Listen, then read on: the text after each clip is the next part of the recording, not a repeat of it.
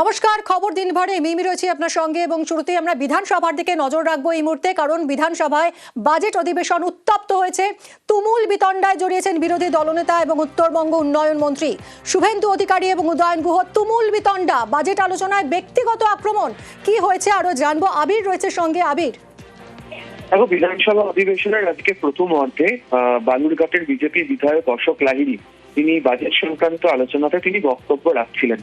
তিনি তার বক্তব্যের একটি জায়গাতে উল্লেখ করেন যে 2018 সাল থেকে মাথাপিছু আয়ের ক্ষেত্রে উড়িষ্যা বাংলার তুলনায় অনেকটা এগিয়ে রয়েছে। সেই সময় অশোক লাহিড়ীকে উদ্দেশ্য করে উদয়ন গুহ বলেন, উড়িষ্যায় গেলে যখন বাঙালিদেরকে মারধর করা হয় তার বেলা, সেই সময় অশোক লাহিড়ী উদয়ন গুহকে পাল্টা বলেন, আপনি আছেন তো, আপনি বলুন মেয়ে গুনা। সেই সময় বিরোধী দলনেতার সঙ্গে উত্তরবঙ্গ উন্নয়ন মন্ত্রী কার্যত একটা বাদানুবাদ শুরু হয়। তার কারণ সেই সময় বিরোধী দলনেতা তাকে উদ্দেশ্য করে বলেন যে উনি ওনার বাবাকে চোর বলেছেন, ওকে বলেন নির্বাচনের ক্ষেত্রেও হারাবো। তো সেই মুহূর্তে স্পিকার উভয় পক্ষকে বসিয়ে দেন। রাজ্যের মন্ত্রী অরূপ বিশ্বাস তিনি উভয় পক্ষকে শান্ত করেন, তারা বসে দেন। কিছুক্ষণ পরে ফের উদয়ন গুহ তিনি তার নিজের আসন ছেড়ে উঠে পড়েন এবং তিনি স্পিকারকে উদ্দেশ্য করে বলেন যে কেন তার বাবা তুলে এখানে কথা বলা হয়েছে। তো স্পিকারের তরফ থেকে তাকে জানানো হয় যে আমি রেকর্ডে এই শব্দটিকে রাখিনি। তখন ফের উদয়ন গুহ বলেন যে আপনি রাখুন ওই শব্দের, এর জবাব আমাকে দিতে হবে। এবং তারপরে অশোক লাহিড়ী তার যে বক্তৃতা বা বক্তব্য সেটা চালিয়ে যাচ্ছিলেন। এরই মাঝে ফের উঠে দাঁড়ান উদয়ন গুহ। তখন স্পিকার উদয়ন গুহকে উদ্দেশ্য করে বলেন, আপনার অসুবিধা কোথায়, বারবার কেন এরকম আচরণ করছেন। তখন উদয়ন গুহ বলেন, আমাকে বিরোধী দলের নেতা বলছেন আমি নাকি আমার বাবাকে চোর বলেছি। আমার বাবা 1962 সাল থেকে 26 বার বিধানসভার সদস্য। আমার বাবা বাম দলে ছিল, আমি সেই সময় তার দলে থাকার ক্ষেত্রে কাজের সমালোচনা করছি। এবং তিনি বলেন আমি আমার বাবার গর্বিত সন্তান, উনি যেমন শিশির অধিকারীর সন্তান, কিন্তু এক্ষেত্রে তাকে কেন এই ধরনের প্রসঙ্গের কথা তোলা হচ্ছে। তখন শুভেন্দু অধিকারী তাকে উদ্দেশ্য করে আবারও বলেন যে এই হাউসে দাঁড়িয়ে বলছি গতবার হারিয়েছি আপনাকে নির্বাচনে, এবারের ক্ষেত্রেও হারাবো।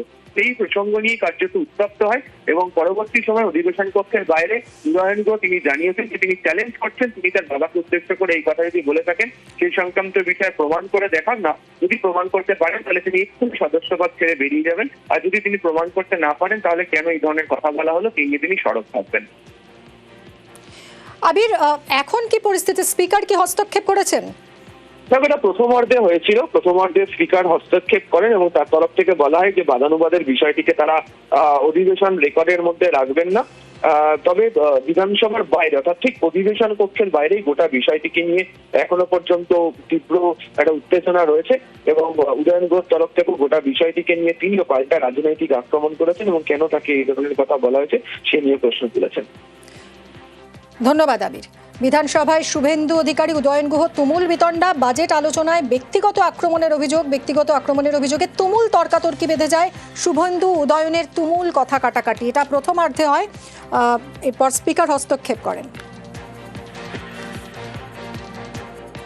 বাবাকে চোর বলেছি, এটা যদি প্রমাণ করতে পারে সদস্যপদ এখনো তো কয়েকদিন আছি, সেটার থেকেও পদত্যাগ করবো। রাজনৈতিক ভাবে সমালোচনা বামফ্রন্টের করেছি, সেই সময় বাবার কথা এসছে, বাবার কথাও বলেছি। তার মানে বাবাকে চোর বলে না, গর্ব করে বলি যে আমি কমল গুরুর ছেলে। তিনিও তো শিশির অধিকারীর ছেলে, তাকে পুরোপুরি অস্বীকার করে কেমন করে বলেন যে তিনি মোদির বেটা, চিৎকার করে বলছেন।